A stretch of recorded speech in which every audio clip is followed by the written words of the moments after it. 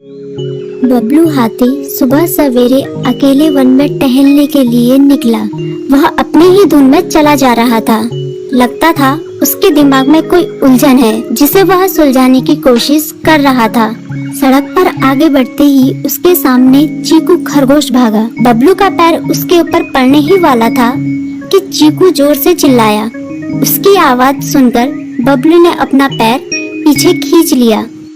कहाँ खोए हो बबलू भाई? कहीं नहीं, बस कुछ ऐसे ही सोच रहा था। किस बारे में? तुम जानकर क्या करोगे? शायद मैं तुम्हारी कुछ मदद कर सकूं। तुम तो जानते हो आजकल वन में कितनी चोरियां हो रही हैं, पर चोर का कोई अता पता ही नहीं है।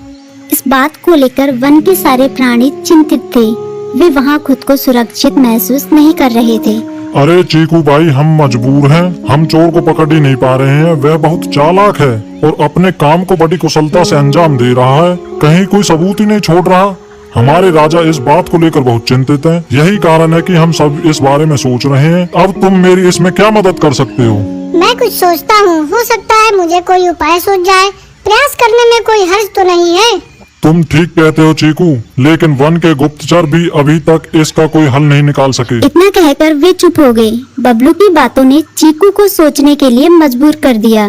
चीकू को उदास देखकर बबलू बोला, तुम अपना मन छोटा मत करो। मुझे अच्छा लगा कि तुमने मेरी परेशानी को समझा। कभी मैं भी इस वन के लिए गुप्तचर का काम करता था।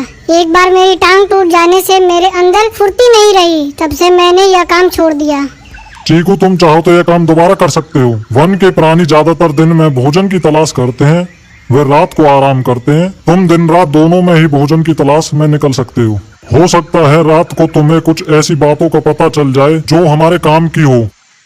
हाँ बबलू, तुम ठीक कहते हो। मैं आज रात को वन में घूमकर इस बात का पता करने की कोशिश करता हूँ।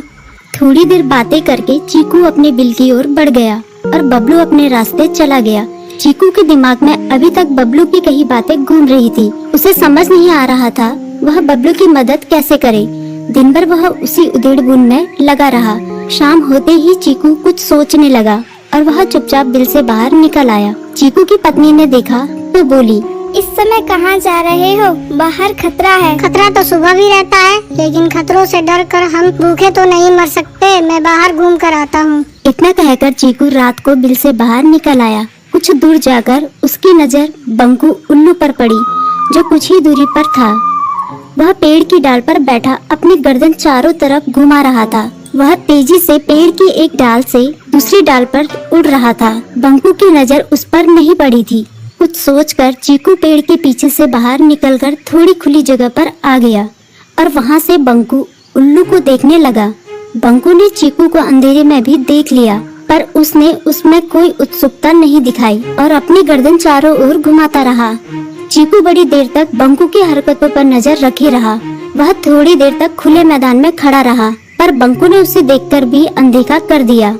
उसने महसूस किया कि बंकू के आसपास चमकू चमगादड़ भी मंडरा रहा था। कुछ देर वन में घूमने के बाद चीकू अपने बिल में लौट आया और सुबह होने का इंतजार करने लगा। अगली सुबह बबलू उसी रास्ते में जा रहा था। रास्ते में चीकू उसका इंतजार कर रहा था।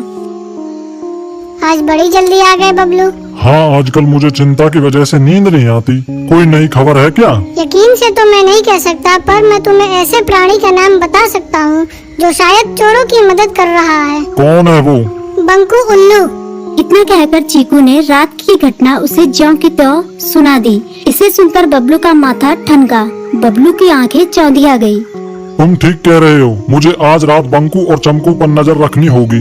इतना कहकर वे दोनों अपने अपने रास्ते चले गए। बबलू रात को अपने साथियों के साथ बंकू पर नजर गड़ाए रहा।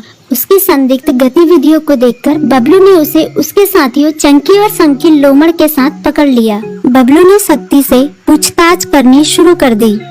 तुम इस समय बंकू चमकू के साथ क्या कर रहे हो? हम चारों दोस्त हैं, इसलिए साथ बैठकर बातें कर रहे हैं। चमगादड़ और उल्लू की दोस्ती तो समझ में आती है, पर लोमड़ के साथ दोस्ती कैसे हो सकती है? सख्ती से पूछने पर दोनों ने अपना जुर्म कबूल कर लिया और सभी चोरियों के बारे में बताया जो उन्होंने कुछ दिन पहले वन में की थी। बबलू ने उनके चोरी का सारा सामान भी बरामद कर लिया। बंकू और चमकू को अभी तक समझ में नहीं आ रहा था कि वो इतनी आसानी से कैसे पकड़ में आ गई।